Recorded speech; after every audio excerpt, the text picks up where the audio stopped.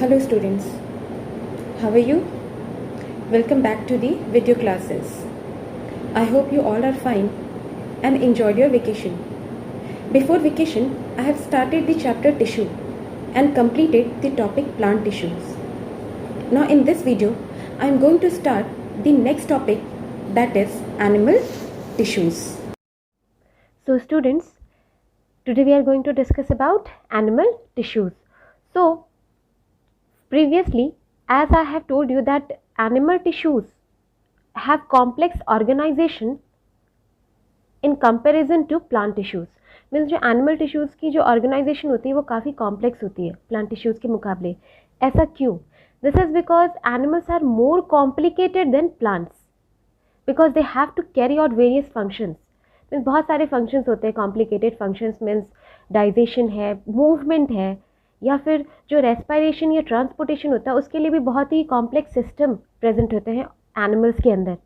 But comparatively plants के अंदर ऐसा नहीं होता. इसी वजह से animal tissues are more complex और more they have more complex organisation. So further, these animals are made up of 4 different type of tissues. First is epithelial tissues, second is muscular tissues, third is connective tissue, and fourth is nervous tissues. Now further, these tissues are also divided into various types. Like epithelial tissue is of 5 types: squamous epithelium, columnar epithelium, cuboidal epithelium, ciliated epithelium, and glandular epithelium. Muscular tissues are also further of 3 types: striated, smooth, and cardiac muscles. Connective tissues are further of 5 types: fluid connective tissue, skeletal connective tissues, adipose tissues, tendon and ligaments, and areolar tissues. Fluid tissues are of also 2 types, that is blood and lymph, and skeletal tissues are of 2 types, that is bone and cartilage, and last one is the nervous tissues. Now further we will see what is epithelial tissues and its characteristics. Now epithelial tissue is the most simplest among all the 4 types of animal tissues, and they are protective tissues. Means ये सबसे ज़्यादा simplest होते हैं और इनका जो function होता है वो प्रोटेक्टिव होता है, since they use to protect the body surface और all the other organs. That's why they are also called as protective tissues. अगर हम बात करें कि इन टिश्यूज़ के जो सेल्स होते हैं उनके बीच में स्पेस होता है या नहीं, मीन्स इंटरसेलुलर स्पेसेस होते हैं या नहीं, no, there is no intercellular spaces present between the cells of epithelial tissues, and that's why they looks like a continuous sheet. means एक पेपर की आप शीट देखिए उसमें कोई स्पेस नहीं होता. since epithelial tissues, in epithelial tissues there is no intercellular spaces, so they also looks like a continuous sheet. ये जो epithelial tissues है, since I have told you that it is a protective tissue, they used to cover the whole body surface. हमारा जो पूरा body surface है उसके outer layers पे present होते हैं epithelial tissues. वो जो cells हैं, जो tissues हैं, वो क्या है? epithelial tissues हैं. Even हमारे जो body के अंदर organs हैं उनका जो outer surface की जो covering है वो भी बनी होती है किसकी? epithelial tissues की.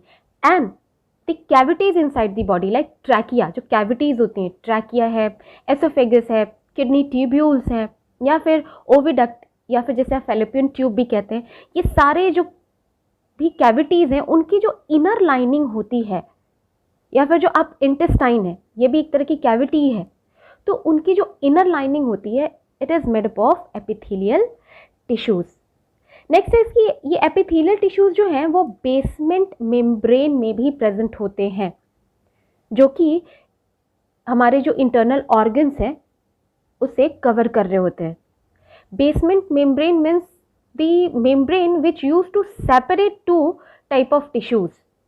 तो जो हमारे इंटरनल ऑर्गन को कवर कर रहे होते हैं उसकी जो बेसमेंट मेम्ब्रेन होती है वो भी किसकी बनी होती है? It is made up of epithelial tissues, right. अब ये जो बेसमेंट मेम्ब्रेन है उसमें एक प्रोटीन मिलता है जिसे हम कहते हैं collagen. Means basement membrane is formed of a collagen protein, और ये जो कोलाजन प्रोटीन है it is the most abundant protein found in the animals. Means animals में जितने भी प्रोटीन मिलते हैं उसमें सबसे ज़्यादा जो मात्रा होती है वो किसकी होती है? कोलाजन प्रोटीन की. So lastly we can conclude that epithelial tissue consist or epithelial tissues used to make skin, lining of buccal cavities, kidney tubules, blood vessels. Means ये स्किन है जो भी जो हमारी बकल कैविटी की इनर लाइनिंग है या आउटर लाइनिंग है, किडनी ट्यूब्यूल्स की लाइनिंग होती है, जो ब्लड वेसल्स की लाइनिंग होती है, इनर और आउटर सरफेस. तो ये सारे जो हैं किसके बने होते हैं? एपिथेलियल टिश्यूज़ के बने होते हैं. अब बात करें कि जो एपिथेलियल टिश्यूज़ जो हैं वो कितने टाइप्स के होते हैं. तो एपिथेलियल टिश्यूज़ जो हैं it is made up of 5 type of tissues or it is of 5 types. Means first is squamous epithelium, second is columnar epithelium, third is cuboidal epithelium, fourth is glandular epithelium and fifth is ciliated epithelium.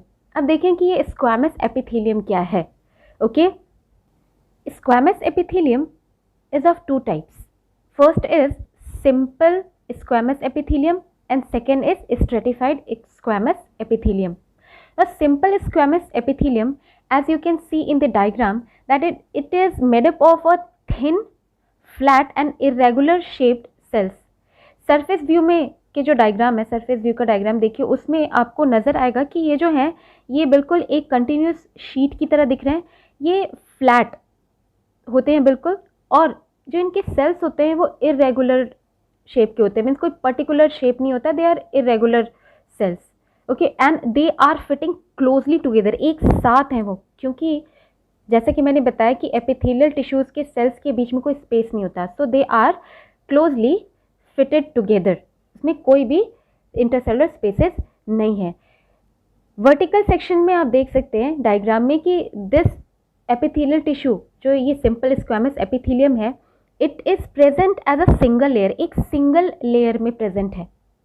और ये जो squamous epithelium है it use to form a delicate, बहुत ही soft और जो delicate lining होती है कैविटीज़ की, जैसे माउथ है, हमारी माउथ का जो इनर सरफेस है, वो नोज़ का जो इनर, जो नोज़ की जो कैविटी हमारी, उसकी इनर लाइनिंग या एसोफेगस की इनर लाइनिंग्स को ये सिंपल स्क्वैमस एपिथेलियम ही बना रहा होता है. मीन्स जो हमारी डेलिकेट लाइनिंग है माउथ और एसोफेगस, नोज़ वगैरह की, ये इस सिंपल स्क्वैमस एपिथेलियम की बनी होती है. इनफैक्ट जो हमारी ब्लड वेसल्स लाइनिंग है, जो इनर लाइनिंग होती है ब्लड वेसल्स की, वो भी सिंपल स्क्वैमस एपिथेलियम की बनी होती है.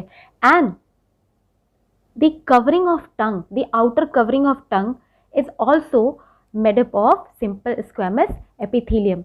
Means it protects the all the underlying parts of the body from the mechanical injury, infection and drying etc. Means जो हमारी जो भी डेलिकेट पार्ट्स हैं, बॉडी पार्ट्स, जहाँ भी ये प्रेजेंट होती है, वो क्या करते हैं squamous epithelium, it use to protect that body part और that organ from any sort of injury, किसी तरह की चोट से, इन्फेक्शन से, and also from getting dried, means सूखने से, ड्राइंग से भी बचाते हैं. Second type is stratified squamous epithelium. You can see in the diagram that the cells in these type of squamous epithelium is arranged in layers. बहुत सारे layers में ये arranged है. and the deeper layer cells are cuboidal in shape, means जो cube के जो cube shaped हुए जो है, और जो फर्दर सरफेस की तरफ जैसे जैसे हम बढ़ेंगे, मीन्स जो एकदम इनर जो नीचे की लाइनिंग होती है वो थोड़ी क्यूबिकल होती है, क्यूबॉइडल होती है, और जैसे जैसे हम लेयर्स में ऊपर बढ़ेंगे सरफेस की तरफ, तो ये जो सेल है वो फ्लैट होती चली जाती है. जो outer layer of stratified squamous epithelium is made up of a protein called keratin. एक केराटिन प्रोटीन होता है जो ये स्ट्रेटिफाइड स्क्वैमस एपिथेलियम का जो आउटर लेयर है वहाँ पर प्रेजेंट होता है. मीन्स वहाँ के जो सेल्स होते हैं वो इसी केराटिन प्रोटीन के बने होते हैं. And this epithelium is a water proof, means ये वाटर प्रूफ होता है. ये वाटर रेजिस्टेंस कह सकते हैं, जो ये वाटर से, जैसे रेनकोट्स होते हैं जो वाटर प्रूफ होते हैं. और क्योंकि स्ट्रेटिफाइड स्क्वैमस एपिथेलियम जो है वो वाटर प्रूफ होता है, it is present in our skin and mainly it covers the dry surface of our skin. Okay, now the second type of epithelial tissues is columnar epithelium. You can see in the diagram that this columnar epithelium is made up of elongated pillar like cells, means लंबे pillar जैसे sales के बने होते हैं. और इन columnar epithelial tissues के जो sales हैं उनमें जो न्यूक्लियस होती है, जनरली ज़्यादातर जो भी सेल्स हैं उसमें न्यूक्लियस जो है it is present towards the base की तरफ होता है, ना कि सेंटर में. अब ये जो कॉलमनार एपिथेलियल टिश्यूज़ हैं उनकी सेल्स उनकी जो फ्री एंड है, अपर फ्री एंड होती है, कभी कभी इसमें एक मॉडिफिकेशन होता है और वहाँ पर प्रेजेंट होता है एक फिंगर लाइक स्ट्रक्चर जिसे हम कहते हैं माइक्रोविलाई, जैसे कि इंटेस्टाइन. जैसा कि मैंने बताया कि हमारी जो बॉडी की कैविटीज़ हैं उनकी इनर लाइनिंग को भी एपिथेलियल टिश्यू कवर कर रही होती हैं. तो इंटेस्टाइन की जो इनर लाइनिंग है हम जानते हैं कि वहाँ माइक्रोविलाई होता है. तो वो माइक्रोविलाई जो है, वो जो माइक्रोविलाई किस पर प्रेजेंट है, वो प्रेजेंट है कॉलमनार एपिथेलियल टिश्यू का. मीन्स जो हमारी इंटेस्टाइन की इनर लाइनिंग होती है वो किसकी बनी होती है, कॉलमनार एपिथेलियल टिश्यूज़ की. और ये जो कॉलमनार एपिथेलियल टिश्यू, क्योंकि ये प्रेजेंट होते हैं inner lining of many organs like intestine, stomach या फिर gall bladder, so they are involved in the absorption and also in the secretion. Means कोई भी चीज़ एब्जॉर्ब करने या फिर कुछ रिलीज या सिक्रीट करने की जो फंक्शन है उसमें ये इन्वॉल्व होते हैं. Okay, now the third type of epithelial tissue is cuboidal epithelium.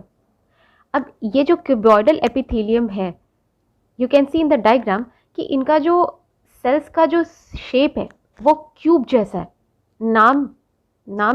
Name is suggesting that the cell is of cube shape, means cuboidal epithelium. ये नाम से ही पता चल रहा है कि इसके सेल्स कैसे होंगे, क्यूब जैसे.